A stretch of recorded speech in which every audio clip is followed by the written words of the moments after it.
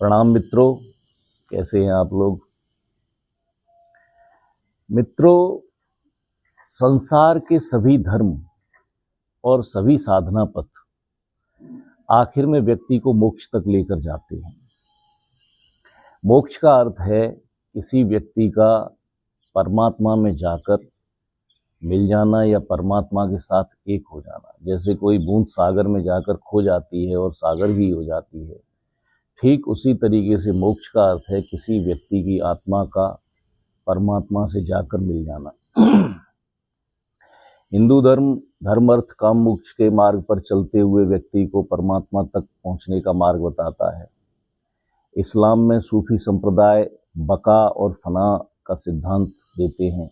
बका का अर्थ है ईश्वर की इच्छा के साथ जीना, जैसा परमात्मा चाहे, या ये मानकर चलना कि हमारे जीवन में जो कुछ भी घट रहा है वो ईश्वर की इच्छा से घट रहा है। और फना का अर्थ है 100% परमात्मा से जाकर एक हो जाना, यानी व्यक्ति का अहंकार, उसकी नफ्स जिस दिन 100% खत्म हो जाता है उस दिन व्यक्ति जाकर परमात्मा से मिल जाता है। उसे फना होना कहा जाता है, वो अंतिम स्थिति मानी जाती है सूफी संप्रदाय के अनुसार। जैन धर्म भी अपने तरीके से ध्यान के पथ पर चलते हुए व्यक्ति के लिए मोक्ष का भाव लेकर आता है कि अहिंसा, सत्य, अस्तेय, अपरिग्रह, ब्रह्मचर्य, ये उनके 5 सूत्र हैं जिन पर चलते हुए व्यक्ति मोक्ष को प्राप्त कर सकता है। बौद्ध धर्म में अष्टांगिक मार्ग है जिस पर चलते हुए व्यक्ति आखिर में निर्वाण को प्राप्त करता है। निर्वाण का अर्थ भी मोक्ष ही है। जीसस क्राइस्ट कहते हैं कि सही पथ पर चलने वाला और जीसस के बताए हुए रास्ते पर चलने वाला आखिर में परमात्मा के राज्य में प्रवेश कर जाता है। वो स्थिति भी मोक्ष ही है। किसी एक रास्ते से चलकर परमात्मा तक पहुंचना बहुत ज्यादा कठिन है। बहुत कम लोग हैं, उंगलियों पर गिनने लायक लोग हैं जो किसी एक रास्ते को फॉलो करते हुए भी परमात्मा तक पहुंचे हों। क्या कोई आदमी ऐसा भी इस दुनिया में हुआ है जो सभी रास्तों से चलते हुए परमात्मा तक आखिर में पहुंच गया हो? आप सोचिए जरा, ये कितना कठिन काम होगा कि कोई व्यक्ति सभी धर्मों का पालन करते हुए पहले एक धर्म से पहुंचा, फिर उस रास्ते से फिर वापस नीचे आया, फिर दूसरे धर्म को उसने फॉलो किया, फिर उस रास्ते से चलता हुआ परमात्मा तक पहुंचा। तो ऐसे एक व्यक्ति एक बहुत बड़े सिद्ध संत स्वामी रामकृष्ण परमहंस बंगाल में हुए, और उनकी मानता के या उनके समर्पण के मैं क्या क्या घटनाक्रम आपको बताऊं। वे किसी भी साधना पथ पर जब चलते थे तो इतने ज्यादा समर्पित भाव से चलते थे कि ऐसा समर्पण देखना सामान्य तौर पर कहीं होता ही नहीं। वो माँ काली के भक्त थे। उनके गुरु तोतापुरी ने उनको पहली बार मोक्ष की स्थिति यानी समाधि की स्थिति तक पहुंचाया, और उसके बाद वो भिन्न भिन्न पथों पर चलते हुए मोक्ष तक हर बार पहुंचे। जब उन्होंने सखी संप्रदाय, जो कि कृष्ण का एक विशेष पंथ है जिस पर चलते हुए साधक मोक्ष की स्थिति को प्राप्त करता है, तो जब वो सखी संप्रदाय के रास्ते पर चलना उन्होंने शुरू किया तो वो इतनी गहराई तक उस साधना पथ पर चले कि उनको मासिक धर्म तक होना शुरू हो गया। जब उन्होंने हनुमान जी की साधना की तो ये कहा जाता है कि वो बहुत समय पेड़ पर बैठकर ही अपना व्यतीत करते थे। एक छोटी सी पूंछ तक उनकी निकल आई। जब वो इस्लाम की साधना में गए तो एक मस्जिद के बाहर लेटे रहते थे, पूरे तरीके से देवी देवताओं को भूलकर 5 वक्त नमाज अदा करते थे, और आखिर में उस रास्ते से भी वो परमात्मा तक या खुदा तक पहुँचे। जब उन्होंने ईसाईयत की साधना की तो उस मार्ग पर चलते हुए भी वो आखिर में परम स्थिति तक पहुँचे। जब उन्होंने तंत्र की साधना की तो तंत्र के पथ पर चलते हुए भी उन्होंने उस परम स्थिति को प्राप्त कर लिया। तो मित्रों, कहने का अर्थ ये है कि एक रास्ते से चलना ही और परमात्मा तक पहुंचना बेहद कठिन है। ऐसे में उनका समर्पण और उनकी श्रद्धा कैसी होगी कि वो इन सभी रास्तों से चलते हुए और बार बार उसी एक मंजिल तक पहुंचे। और उन्होंने ये सिद्ध किया अपने जीवन से, अपनी साधना से, अपने प्रयत्न से, कि आखिर में सभी धर्म व्यक्ति को उस परम स्थिति तक लेकर जाते हैं, उस परम शून्य तक लेकर जाते हैं, परमात्मा तक लेकर जाते हैं या खुदा तक लेकर जाते हैं। आखिर में सभी धर्मों की मंजिल एक ही है।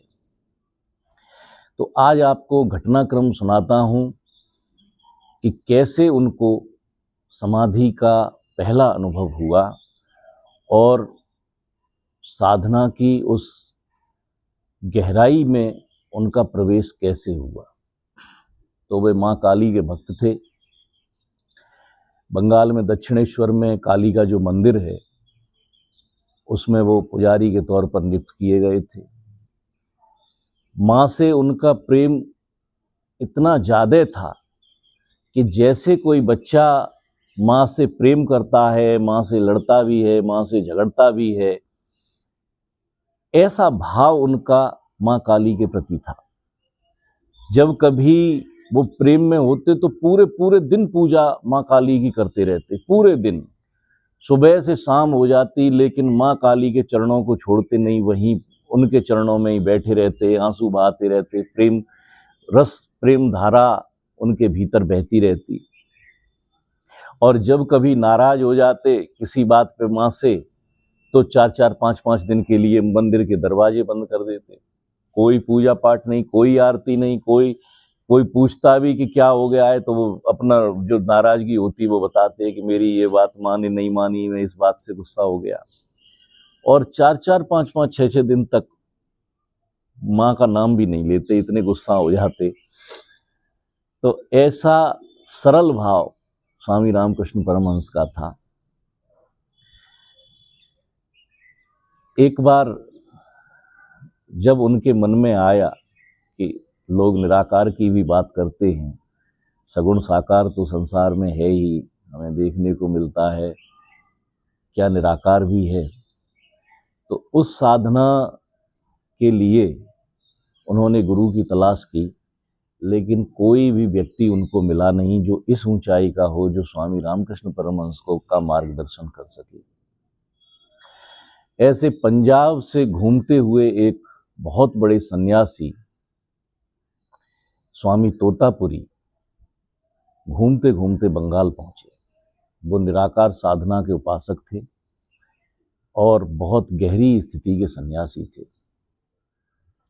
तो स्वामी रामकृष्ण परमहंस की उनसे मुलाकात हुई और स्वामी रामकृष्ण परमहंस ने उनको गुरु माना और उनसे कहा कि मैं समाधि की उस स्थिति तक नहीं पहुंच पा रहा हूं जिस परम अवस्था का वर्णन शास्त्रों में या परम ज्ञानियों ने या परम स्थिति तक पहुंचे हुए लोगों ने किया है, मैं उस स्थिति तक कैसे पहुंचूं। तो स्वामी तोतापुरी ने एक बहुत अनोखा सूत्र दिया। उन्होंने कहा, जब तुम आंखें बंद करते हो तो तुम्हें क्या दिखाई देता है? तो उन्होंने कहा, जैसे ही मैं आंखें बंद करता हूं तो माँ काली मेरी आंखों के आगे आ जाती हैं। तो उन्होंने कहा, अच्छा ठीक है, ऐसा करो, माँ काली इस बार जब तुम्हारे चित्त में आए तो तुम तलवार लेके उनका गला काट देना। तो ये बात सुनते ही रामकृष्ण परमहंस की आंखों से आंसू की धार बह पड़ी, क्योंकि वो तो माँ के अनन्य प्रेम में डूबे हुए थे। उन्होंने कहा, ये काम मुझसे नहीं होगा। तो उन्होंने कहा, अगर ये नहीं कर पाए तो तुम उस परम स्थिति को भी प्राप्त नहीं कर पाओगे। फिर स्वामी रामकृष्ण ने बहुत बल लगाया, आंखें बंद की और माँ आंखों के आगे आ गई। तलवार चलाने का भाव मन में जैसे ही आया तो आंसुओं की धार स्वामी रामकृष्ण परमहंस की आंखों से बहना शुरू हो गई। ऐसे 2 बार उन्होंने प्रयास किया, लेकिन दोनों बार उनसे वो काम नहीं हो पाया। हर बार उनकी आंखों से आंसुओं की धार बहने लगती। उन्होंने स्वामी तोतापुरी से कहा कि ये मेरे बस की बात नहीं है। उन्होंने कहा, नहीं, हिम्मत करो। तुम्हें उस परम स्थिति का निश्चित रूप से अनुभव होगा। तो उन्होंने कहा मैं तलवार कहाँ से लेके आऊँ? उन्होंने कहा जिस मन से तुमने माँ की प्रतिमा को अपने मन में गढ़ा है उसी मन से तलवार भी उठा लो। इस बार मैं बाहर से इशारा करूँगा और उसी क्षण में तुम तलवार चला देना। तो स्वामी रामकृष्ण ने आंखें बंद की, माँ की प्रतिमा आंखों के आगे आ गई और स्वामी तोतापुरी जब वो आंखें बंद किए हुए बैठे थे रामकृष्ण परमहंस, तो उन्होंने शीशे का एक टुकड़ा लेकर उनकी दोनों भौहों के मध्य में तेजी से काट दिया और उसी क्षण में स्वामी रामकृष्ण परमहंस ने तलवार चला दी और माँ की प्रतिमा के 2 टुकड़े हो गए। और इसी क्षण के साथ स्वामी रामकृष्ण परमहंस समाधि की स्थिति में चले गए।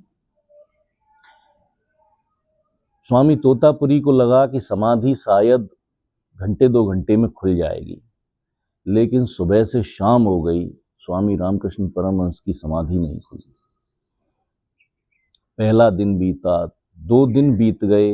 अब स्वामी तोतापुरी के भीतर घबराहट भी बढ़ना शुरू हो गई, क्योंकि कहीं ऐसा ना हो जाए कि समाधि में शरीर ही छूट जाए, कहीं ये स्थिति रामकृष्ण की ना हो जाए। इस वजह से वो उस कुटिया के बाहर उन्होंने बहुत जोर जोर से जाप करना शुरू कर दिया ताकि साउंड उनके कान तक पहुँचे। असल में समाधि में पहुँचे हुए आदमी को आप हाथ से हिलाकर नहीं उठा सकते हैं, इससे साधक का बहुत बड़ा नुकसान हो जाता है। स्वामी तोतापुरी इस बात को जानते थे। कुल मिलाकर 3 दिन तक स्वामी रामकृष्ण परमहंस समाधि की स्थिति में रहे और एक अभूतपूर्व अनुभव उनको हुआ। इसके बाद उन्होंने अपने गुरु को धन्यवाद दिया और जीवन में आगे चलकर उन्होंने भिन्न भिन्न धर्मों, मतों और संप्रदायों के बताए हुए रास्ते पर चलकर बार बार उसी परम स्थिति को प्राप्त किया और संसार को ये उपदेश दिया अनुभव के आधार पर कि आखिर में सभी धर्म व्यक्ति को एक ही मंजिल पर लेकर जाते हैं। आगे हम बात करेंगे कि स्वामी रामकृष्ण परमहंस ने जब इस्लाम की और ईसाईयत की साधना की, सखी संप्रदाय की साधना की, तो उनके जीवन में क्या क्या घटनाक्रम घटे। बहुत बहुत धन्यवाद।